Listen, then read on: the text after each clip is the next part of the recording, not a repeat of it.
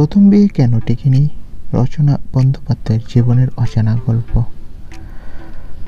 রচনা বন্দ্যোপাধ্যায়ের নাম মানে সাফল্য, জনপ্রিয়তা আর আলোচনার কেন্দ্রবিন্দু।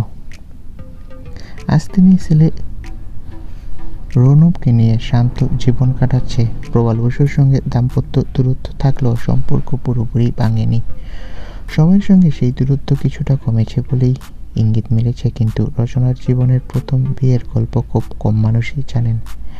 একসময় উড়িষ্যা ছবিতে কাজ করতে গিয়ে উড়িষ্যা সুপারস্টার সিদ্ধান্ত মহাপাত্রের সঙ্গে প্রেমে পড়েন রচনা। সেই প্রেম বিয়েতে গড়ালেও বাস্তবতা ছিল কঠিন। মাত্র কয়েক সপ্তাহের মধ্যেই সম্পর্কে ফাটল স্পষ্ট হয়ে যায়। 2004 সালে আইনি বিচ্ছেদ হয় তাদের।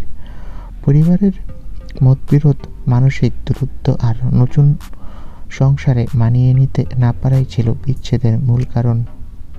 এই অভিজ্ঞতার পর রচনা নিজেই উড়িষ্যা ইন্ডাস্ট্রি থেকে সরে আসেন। পরবর্তীতে প্রবাল বসুর সঙ্গে বিয়ে হলেও সেখানেও সম্পর্ক নিখুঁত থাকেননি।